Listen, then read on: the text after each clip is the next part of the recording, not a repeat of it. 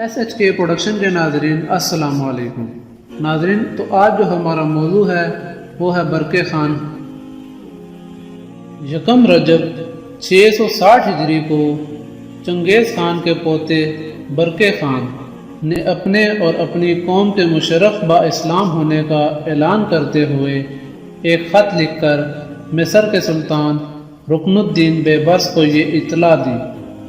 ساتھ ہی یہ بھی بتایا کہ وہ اپنے چچا زاد ہلاکو خان کے خلاف جہاد کے لیے تیار ہے اور اس مقصد کے لیے مصر سے اتحاد کرنا چاہتا ہے۔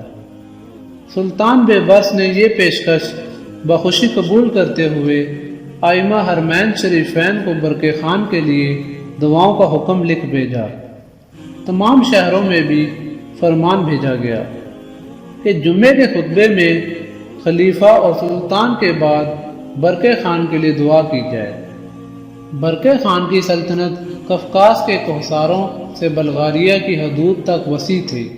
شوال 660 ہجری میں ہلاکو شام اور مصر پر دوبارہ حملے کی تیاری کر رہا تھا کہ برقع خان کی فوج قفقاز کے فلک بوس دروں سے نمودار ہونے لگی۔ یہ دیکھ کر ہلاکو خان کو شام کی مہم ملتوی کر کے بحیرہ خزر کی طرف فوج بھیجنا پڑی۔ اس لشکر نے دریائے تیغ عبور کر کے برقع کی فوج کو وقتی طور پر پسپا کیا، مگر برقع کے بھتیجے نوگائی کے جوابی حملے میں ہلاکو کا لشکر درہم برہم ہو کر پیچھے ہٹتے ہوئے دریائے تیغ تک آ گیا۔ اس وقت موسم سرما عروج پر تھا۔ دریا کی سطح جو سخت سردی سے منجمد ہو چکی تھی، لشکر کے بوجھ سے ٹوٹ گئی اور تاتاریوں کی بڑی تعداد ڈوب کر مار گئی۔ ہلاکو خان کا ایک بیٹا بھی مارا گیا اور وہ خود پسپا ہو کر بحیرہ آذربائیجان کے ایک جزیرے میں پناہ لینے پر مجبور ہو گیا۔ اس کے بعد ہلاکو کی ایلخانی اور برقع کی زر خیل سلطنتوں میں جھڑپوں کا دائرہ مشرق تک پھیل گیا۔ ہلاکو نے گرجستان اور آرمینیا کے نصرانی حلیفوں کو ساتھ ملا کر زر خیل کی سرحدوں پر حملے شروع کیے۔ جواب میں برقع نے نہ صرف روسیوں کو اپنی فوج میں بھرتی کیا بلکہ وسط ایشیا تک تسلط حاصل کر لیا۔ سمرقند اور بخارا کے مسلمان جوگ در جوگ اس کی فوج میں شامل ہونے لگے۔ بحیرہ خزر کے جنوب مشرق اور جنوب مغرب میں ان دونوں سلطنتوں کے مابین مسلسل جھڑپیں ہوتی رہیں۔ برقع کے سپاہی ایمان و ایقان سے بھرپور تھے، جبکہ ہلاکو کی فوج کے سامنے خون ریزی کے سوا کوئی ہدف نہ تھا۔ اس کے سپاہی پست ہمت ہو کر منتشر ہونے لگے۔ بہت سے سلطان بیبرس کی تلوار سے خوفزدہ ہو چکے تھے اور بہت سے برقع خان کے قبول اسلام کے بعد توحید کی طرف راغب ہو رہے تھے۔ تاتاری اب دو واضح جماعتوں میں بٹ گئے تھے، اسلام دشمن اور اسلام دوست۔ اسلام دوست تاتاری خود کو برقع خان کی طرف منسوب کرنے لگے۔